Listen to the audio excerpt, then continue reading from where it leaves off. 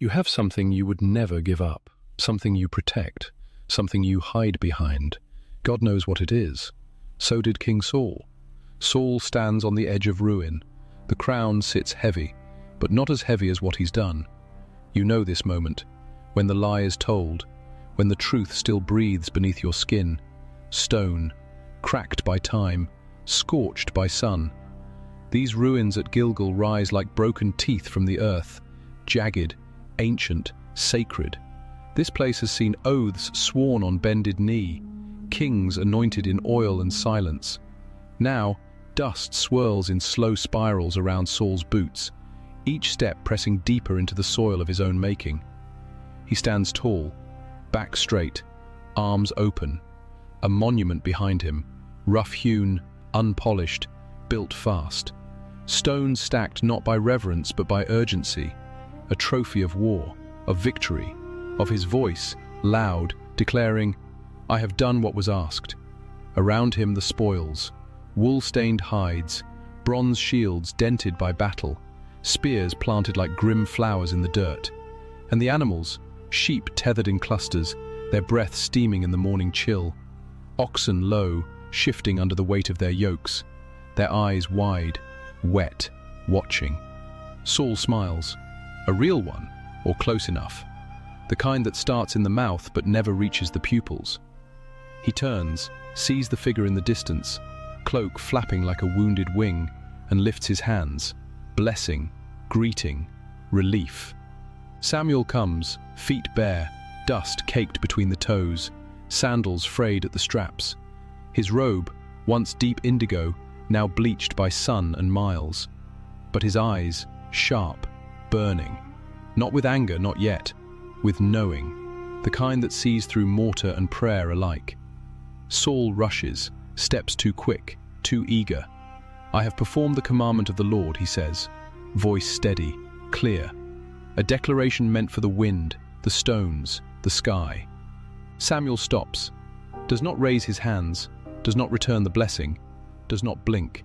Silence, thick, dry, the kind that settles in the throat. Then, a bleat. High, nervous, from the flock. Another, deeper, from the oxen. A shuffle, a chain clinking, hooves scraping stone. The sounds do not lie. Samuel does not move. His voice, when it comes, is low, not loud, but it cuts, like flint on iron. What then is this bleating of the sheep in my ears? What is this lowing of the oxen I hear? Saul's breath catches. Just once. A hitch. His fingers twitch at his sides. The smile, still there, but now brittle, cracking at the corners. He had planned for battle, not this.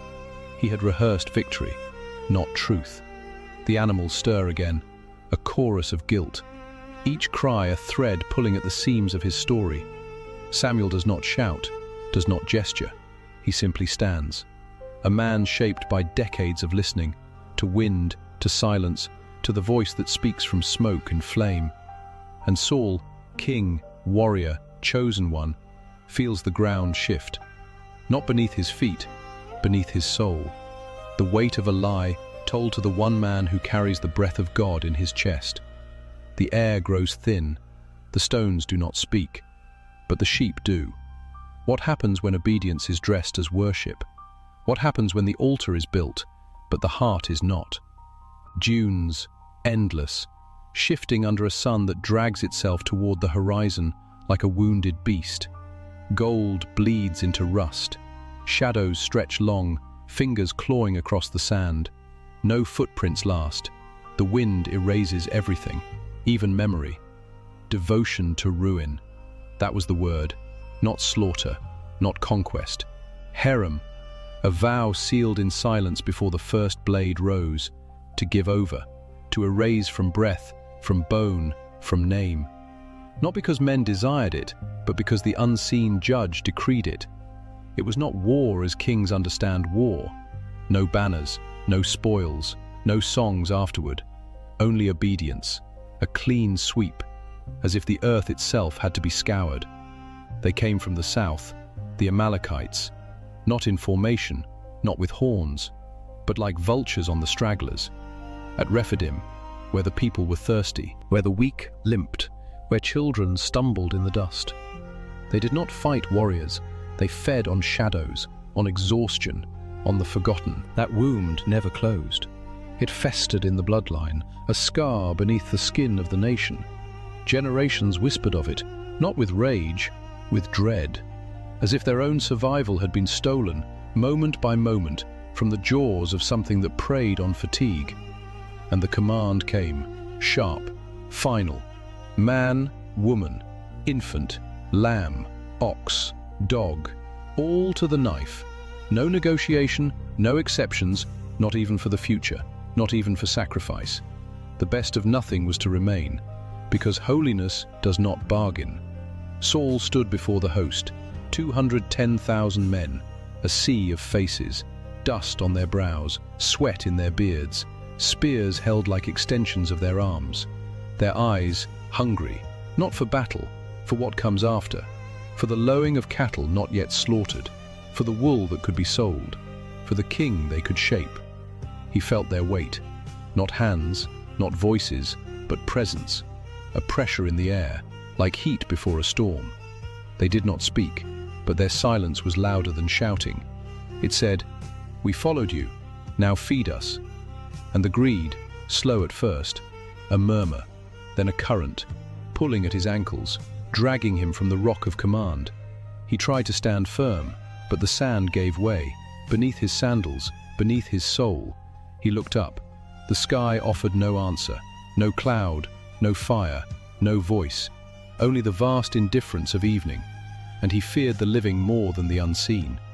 Easier to face a ghost than a crowd. So he told himself the cattle could be offered, that the fat oxen, the unblemished lambs, surely they could honor God better on an altar than in ashes. A lie wrapped in piety, soft, warm, comforting. He told himself Agag could be paraded, a trophy, a warning, that mercy now could prevent war later, that a king must think beyond the moment, that survival required compromise. But the crown, oh, the crown, was not his. It rested on his head, but it belonged to another. He was not owner, not master, only steward, a caretaker of a trust he did not create. Yet he treated the command like a suggestion, like a law that could be bent, like a rope that could be knotted, not cut. He weighed it against the murmurs of the camp, against the hunger in the eyes of his captains, against the fear of being unloved. The sun sinks lower, the dunes darken, the wind carries the scent of dry thorn and ancient salt. Somewhere a child cries. Or is it the wind? Impossible to tell. The sound fades, like time, like repentance. He forgot. That day on the hill, when the oil ran down his beard, when the people shouted, when the prophet laid hands on him, he forgot the weight of being chosen, not for glory, but for obedience. Now the animals breathe behind him, warm, alive, their eyes reflecting the last light, their hooves pressing into the soil of disobedience, each breath a defiance, each blink a judgment. The command was clear, but the heart is a desert, and in deserts, even the clearest voice becomes a whisper, lost in the shifting. Night comes, slow, inevitable. The stars appear, cold, distant, unblinking, like witnesses who will not speak. And the sand keeps moving, covering tracks, erasing names, pretending nothing happened. But the weight remains. The wind ceased, not gradually, but snapped off, like a rope cut mid-storm. The air locked in place. No breath from the animals, no rustle of cloth. Only the pulse in Saul's throat, thick, urgent, hammering against the silence. Samuel did not blink. His eyes held the depth of dry riverbeds, cracked with the weight of unshed rain. Then, light. Not from the sky, from within. A flash behind his pupils, and the past unfolded. A memory not his own. A field at dawn. Young Saul, slight, searching for donkeys, mud on his sandals, fear in his chest. Then the anointing, oil slick on his brow, the spirit rushing like a gale through a hollow reed, the people roaring, the crown not yet forged, but the call already burning. Samuel spoke, voice echoing from that unseen moment.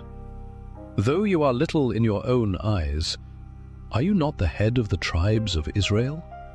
The words did not land, they struck, like a stone dropped into still water. Ripples tore through the present. He stood before the Lord once, kneeling, trembling. Now he stood before a man, and the ground beneath him split. Samuel's voice returned, low, unbroken.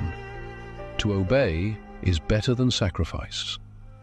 Not a plea, a law, carved into the bedrock of heaven. The air thickened. The sheep froze mid-chew. Their jaws hung open. No sound, no breath. The truth was not shouted. It was laid down, stone by stone, and the weight began to crush. Then the blade, not of steel, of doctrine. Rebellion is as the sin of divination. The comparison struck like a gong. Divination, reaching into the unseen, twisting fate, stealing the future from God's hand. And rebellion? The same theft, just dressed in royal robes. The hem of Saul's cloak fluttered, though no wind stirred, as if his very garments rejected him. "Arrogance," Samuel said, "is idolatry." The words fell like stones into a well. To set one's will above the command, this was not error, this was worship, but not of the Most High, of the self, a throne built in the heart where only one king should dwell. The idols were not of gold or wood. They were decisions, justifications, the quiet voice that said, "I know better." Saul's shoulders dropped, not in surrender, in calculation. His hands lifted, not in prayer, but in performance. "I have sinned," he said, the words flat, dry, like husks scattered on stone. But then, "Honor me now before the elders of my people." Not repentance, preservation. The plea was not for forgiveness, it was for face, for the illusion of unity, for the crowd's breath still warm on his neck. Samuel turned. One motion, slow, deliberate. The fabric of his robe whispered against the dust. He did not shout, did not curse, did not pause. The turning was the verdict. The movement sealed what words had begun, finality in motion. Saul lunged, not with sword, not with rage, with fingers, desperate, clawing at the edge of the prophet's garment. The wool caught, tugged, then a rip, sharp, sudden. The sound cracked through the air like a branch breaking in frozen wood. The hem tore free in Saul's grip. A strip of faded blue, frayed at the edge, clutched in his palm. He stared at it, as if holding proof of something he could not name. Samuel stopped, did not look back, spoke without turning. "The Lord has torn the kingdom from you." The words did not rise, they fell, like a stone into a grave. The tear in the robe, the tear in the nation, the tear in destiny. One sound, two meanings, both irreversible. Silence returned, heavier now, laden with what could not be undone. Then, footsteps, light, measured, sandals brushing stone. Agag approached, smiling. Delicate steps, like a man walking through a garden after rain. His robes were fine, his hair oiled, his chains loose. He believed the worst was past, that survival had been earned, that mercy had won. Surely, his posture said, the bitterness of death is past. Samuel did not answer, did not speak. He raised his sword, not in fury, in duty. The blade caught the last light, a sliver of silver across the dusk. Then, down. A single stroke, clean, final. Agag fell, not with a cry, with a gasp, like a man surprised by sleep. The blood spread slow, dark, soaking into the earth. A grim offering, not of worship, of justice, the law fulfilled, the command honored, too late for the king, but not for the prophet. Samuel sheathed the sword, turned, walked. No glance backward, no pause at the threshold. The path ahead stretched bare. Dust, stone, distance. He did not look at Saul, did not speak to the people. The kingdom was split, not by war, not by sword, by a single choice, by a lie dressed as worship, by a heart that feared men more than God. And he never saw Saul again, not in life, not in peace, only in memory, and in mourning, for what was, and what might have been. The stars emerged, cold, silent, unmoved. The wind returned, carrying the scent of iron, of wool, of torn cloth, of a kingdom undone.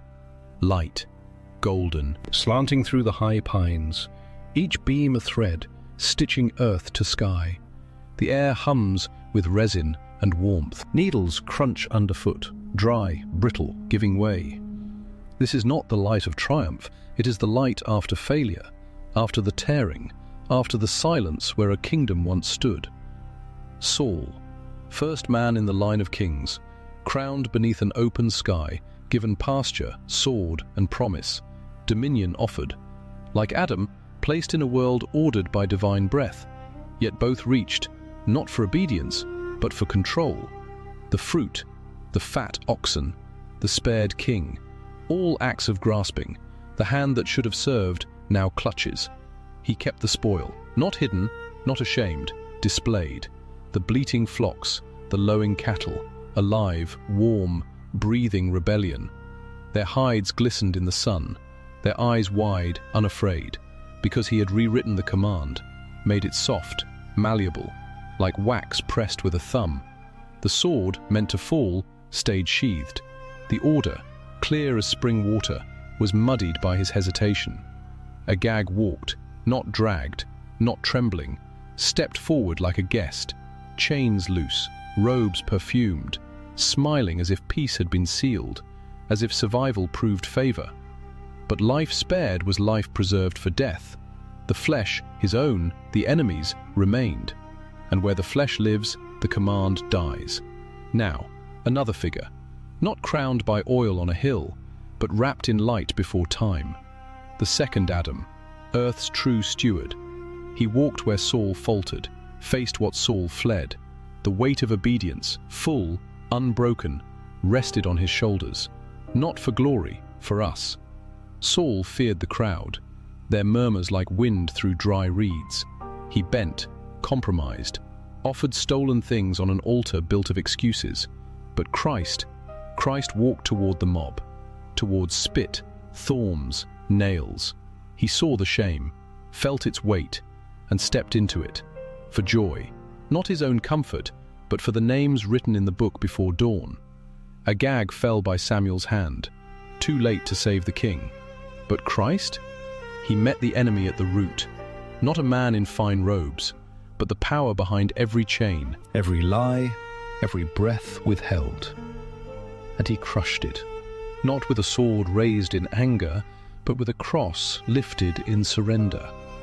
The serpent's head, broken, not bruised, not delayed, destroyed.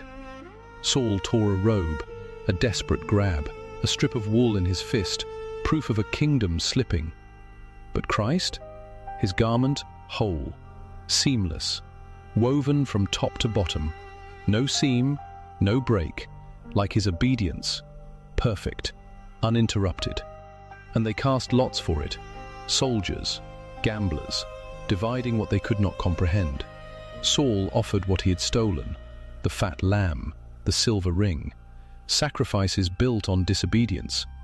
But Christ offered what was his own, not taken, not withheld, given, his body, his breath, his blood, poured out, not to appease, but to end the need for appeasement, the final offering, the last altar. The silence after the veil splits, the paradox, the king who dies, rules. The one who loses his life, saves it, not by holding on, but by letting go. Saul clung to power, to life, to the praise of men, and lost everything. Christ released his rights, his dignity, his breath, and in that release, resurrection. Saul's fall was not the end. It was the clearing of the ground. The throne emptied so another could sit. Not just David, but the son of David, the root from the stump, the promise in the dust. The line continued, not because of Saul's strength, but because of God's faithfulness. We do not conquer sin by trying harder, by sharpening our swords, by vowing to kill our own Agag. We fail. We spare the enemy. We justify. We compromise. But he did not. He fought the battle we could not, won the victory we did not earn. The cross, his triumph, our deliverance, not by our obedience, but by his, complete, final, ours. The water, still, a sheet of glass laid over the earth. Dawn presses gently at the horizon, spilling soft gold, pale rose, a breath of lavender into the sky. No ripple, no tremor. The trees stand at the edge, unmoving, their reflections whole, undisturbed. You can see everything twice. Once in the world, once in the mirror beneath. This is how peace begins, not with noise, but with stillness, not with effort, but with release. We carry what we have spared, not always loud, not always violent, often quiet. A small thing, a habit, a thought we cradle like a warm stone in the palm. We call it wisdom, we call it balance.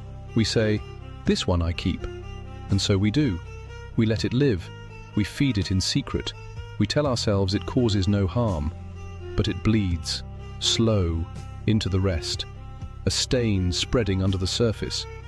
We have made room for the enemy, dressed him as a guest, given him a seat at the table where only the king should sit.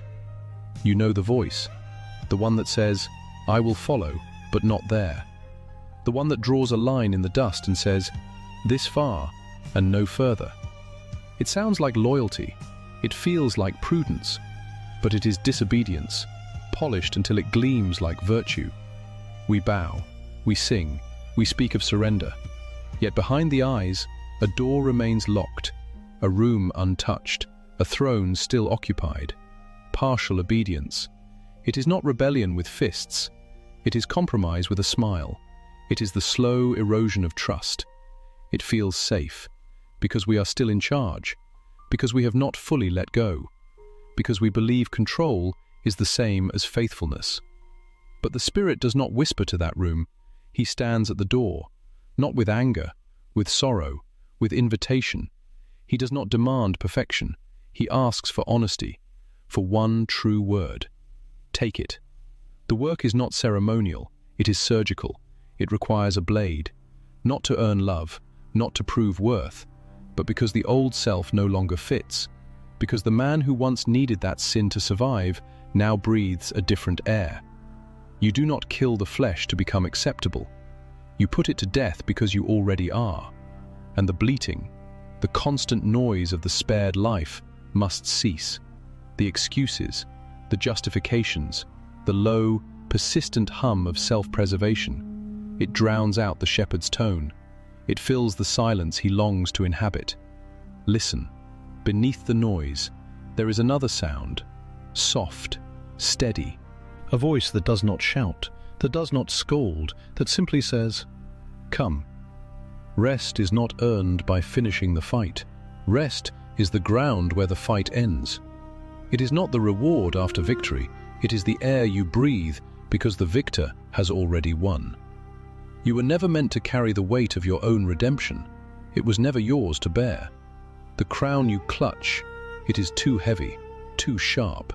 It cuts your hands, it presses into your skull. But you hold on, afraid that without it, you will vanish. Lay it down.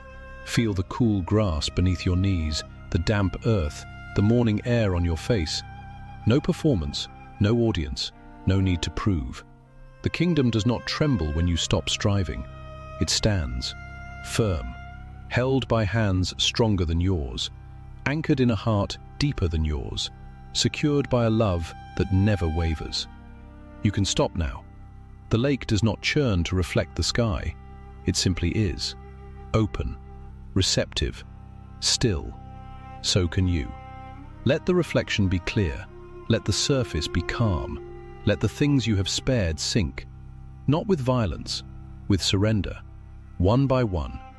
like stones slipping into deep water. Gone, not punished, released. The light grows, warm on your skin. The colors deepen, the world breathes, and you breathe with it. No longer fighting, no longer holding, just being. Here, now, held.